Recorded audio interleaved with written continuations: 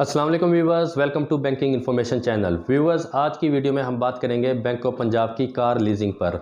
जैसा कि आप लोग जानते हैं, कार लीजिंग एक ऐसी सहूलत है जिसमें आप आसान एक साथ पर बैंक से कार हासिल कर सकते हैं और आप बैंक ऑफ पंजाब से तमाम गैर रजिस्टर्ड मुकामी यानी कि लोकल गाड़ियां और गैर मुल्की असम्बल्ड गाड़ियां यानी कि इंपोर्टेड गाड़ियां लीज पर हासिल कर सकते हैं।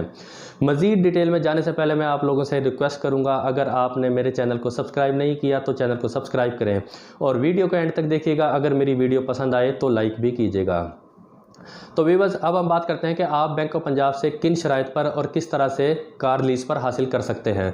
सबसे पहले हम बात करेंगे तनख्वाहदार के लिए, यानी कि जो लोग इस वक्त जॉब होल्डर हैं, मुलाजमत कर रहे हैं, सैलरीड पर्सन है। फिर हम इसके बाद बात करेंगे कारोबारी अफराद के लिए।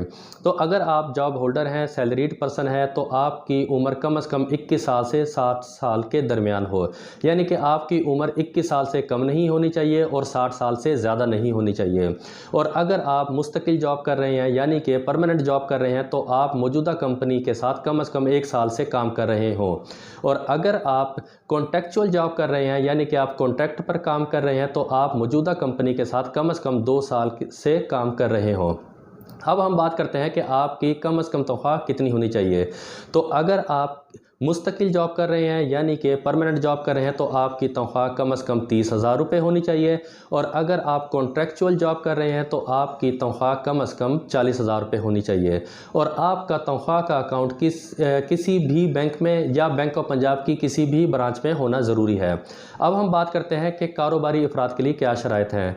अगर आप ज़ाती कारोबार चला रहे हैं तो आपकी उम्र 21 साल से 65 साल के दरमियान होनी चाहिए और आप मौजूदा कारोबार कम से कम 1 साल से कर रहे हो और आपकी माहाना आमदनी 50,000 से कम नहीं होनी चाहिए।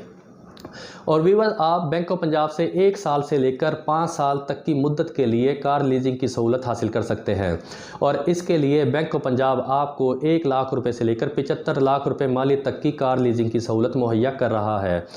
व्यूअर्स, इसमें मैं आपको एक बात क्लियर कर देता हूं कि अगर आप कोई भी लोकल यानी कि कोई भी मुकामी गाड़ी लीज पर हासिल करना चाहते हैं तो आपका खुद का कंट्रीब्यूशन 20% होना चाहिए। यानी कि अगर आप कोई लोकल गाड़ी 10 लाख रुपए माली तक की लेना चाहते हैं तो आपका खुद का कंट्रीब्यूशन 2 लाख रुपए होना चाहिए और बैंक आपको 8 लाख रुपए तक की अमाउंट फाइनेंस करेगा।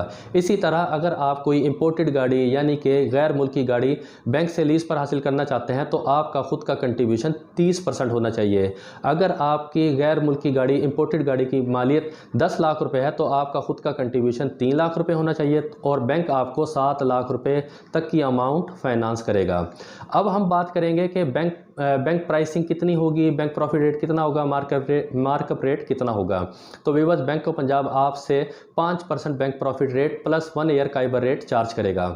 अब हम बात करते हैं कि बैंक प्रोसेसिंग चार्जेस कितने होंगे। तो फी कार के बैंक प्रोसेसिंग चार्जेस 6,000 रुपये होंगे। अगर आप 2 कार अप्लाई करना चाहते हैं तो बैंक प्रोसेसिंग चार्जेस 12,000 रुपये होंगे और आपको किस्त की अदायगी हर माह की 5 तारीख तक या 5 तारीख से पहले अपने बैंक ऑफ पंजाब के अकाउंट में जमा करवाना होगी।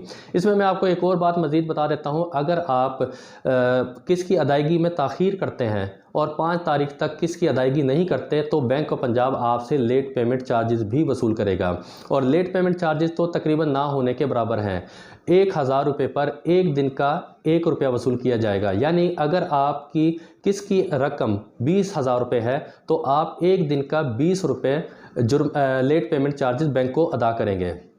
और मैं आपको एक और बात बता देता हूं कि आपकी किस्त की रकम में क्या क्या चीज़ शामिल होती है। आपकी किस्त की रकम में आपकी असल रकम, मार्कअप की रकम और इंश्योरेंस की रकम शामिल होती है। तो अब हम बात करते हैं कि वो कौन से डॉक्यूमेंट्स हैं जिनका कार लीजिंग अप्लाई करने के लिए आपके पास होना ज़रूरी है। सबसे पहले हम बात करेंगे तनख्वाहदार के लिए कि तनख्वाहदार कौन कौन से डॉक्यूमेंट्स बैंक को प्रोवाइड करेंगे। फिर हम बात करेंगे कारोबारी अफराद के लिए। तो तनख्वाहदार के लिए ज़रूरी है कि आपका जॉब सर्टिफिकेट आपके पास होना चाहिए, आपकी 6 महीने की बैंक स्टेटमेंट होनी चाहिए और आपकी लेटेस्ट सैलरी स्लिप होनी चाहिए, आपके शनाख्ती कार्ड की कॉपी होनी चाहिए और 2 रेफरेंसेस के CNEC की कॉपी होनी चाहिए और आपकी तस्वीर आपके पास होनी चाहिए। अब हम बात करते हैं कि कारोबारी अफराद के लिए किन डॉक्यूमेंट्स का होना ज़रूरी है। कारोबारी अफराद और सैलरीड पर्सन के जो डॉक्यूमेंट्स हैं वो तकरीबन सेम ही हैं, सिर्फ एक डॉक्यूमेंट का फ़र्क है। फिर भी मैं आपको दोबारा से रिपीट कर देता हूँ कि कारोबारी अफराद वो कौन से डॉक्यूमेंट हैं जो बैंक को प्रोवाइड करेंगे। आपके शनाख्ती कार्ड की कॉपी होगी, 6 महीने की बैंक स्टेटमेंट दी जाएगी, आपके 2 रेफरेंसेस के CNAC की कॉपी दी जाएगी और आपकी ख़ुद की तस्वीर होगी और कारोबारी सबूत दिया जाएगा। कारोबारी सबूत आप कैसे देंगे? आप जिस मार्केट में अपना कारोबार चला रहे हैं वहाँ की अंजुमन ताजरान के लेटर हेड पैड पर आप तहरीर लिखवा लेंगे कि आप इस मार्केट में इतना अरसा से और इस प्रोडक्ट पर काम कर रहे हैं और आपकी ये रेपुटेशन है, आपका ये करैक्टर है। तो व्यूअर्स, ये थी आज की हमारी बैंक ऑफ पंजाब की कार लीजिंग पर वीडियो, जिस पर हमने तमाम पॉइंट्स पर डिटेल में बात की। उम्मीद करता हूँ मेरा आपको एक एक पॉइंट आपको क्लियरली समझ आया होगा और आप बैंक ऑफ पंजाब की किसी भी ब्रांच से कार लीजिंग की सहूलत के लिए अप्लाई कर सकते हैं। तो अगर आपको मेरी ये वीडियो पसंद आई हो तो लाइक ज़रूर कीजिएगा और मेरे चैनल को सब्सक्राइब ज़रूर कीजिएगा और सब्सक्राइब के साथ दिए गए बेल आइकन बटन को ज़रूर प्रेस कीजिएगा ताकि मेरी नई नई वीडियोज़ आप तक पहुँचती रहें। और मेरी नई नई वीडियोस लोन के हवाले से, बैंकिंग प्रोडक्ट्स के हवाले से, बैंकिंग पॉलिसीज़ के हवाले से आती रहेंगी। तो अपना बहुत बहुत ख्याल रखिएगा। Stay safe, stay healthy. अल्लाह हाफिज़।